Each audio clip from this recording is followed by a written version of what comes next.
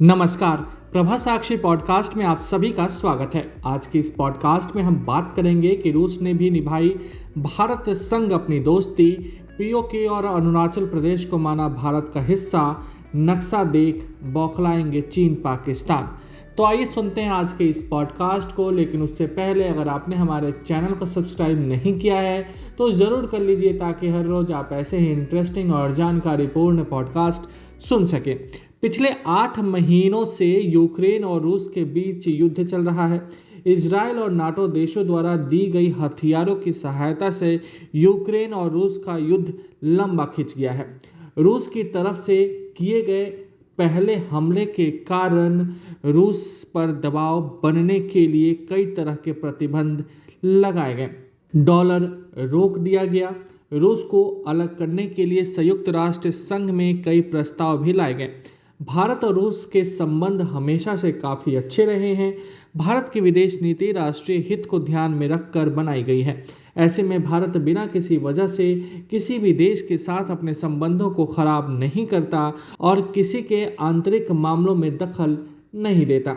रूस और यूक्रेन युद्ध के दौरान भारत पर काफ़ी दबाव बनाया गया कि वह रूस की आलोचना करे, लेकिन भारत ने दोनों देशों से युद्ध को ख़त्म करने की अपील की।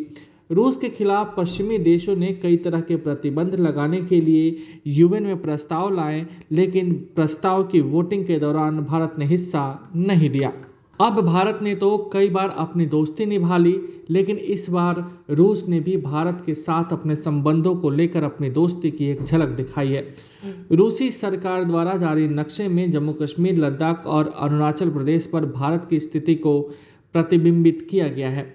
राज्य के स्वामित्व वाली समाचार एजेंसी द्वारा जारी किए गए नक्शे में पाकिस्तान के कब्जे वाले कश्मीर और अक्साई चीन के साथ साथ पूरे अरुणाचल प्रदेश को भारत के हिस्से के रूप में दिखाया गया है। ऐसे में एससीओ के साथी सदस्य पाकिस्तान और चीन को रूस की ये चीज़ बिल्कुल भी रास नहीं आई है। मानचित्र ने अंतर्राष्ट्रीय स्तर पर और एससीओ के भीतर जम्मू कश्मीर मुद्दे पर भारत की स्थिति को और मजबूत किया है। यह पीओके में अमेरिकी राजदूत की यात्रा के पृष्ठभूमि में आया है। राजदूत ने इसे आज़ाद कश्मीर कहा था। जर्मन विदेश मंत्री ने हाल में ही भारत और पाकिस्तान के बीच कश्मीर विवाद को सुलझाने में संयुक्त राष्ट्र की भूमिका का सुझाव दिया था। चीन ने हाल ही में एससीओ के लिए जारी किए गए मैप में भारत के कुछ इलाकों को अपने इलाकों के हिस्सों के तौर पर दिखाकर लूट का खेल खेलने की कोशिश की।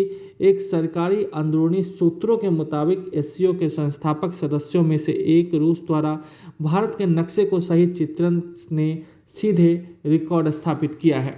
सोवियत संघ और रूस ने 1947 से कश्मीर पर भारत का समर्थन किया है और भारत विरोधी प्रस्ताव को अवरुद्ध करने के लिए यूएनएससी में वीटो का इस्तेमाल किया है।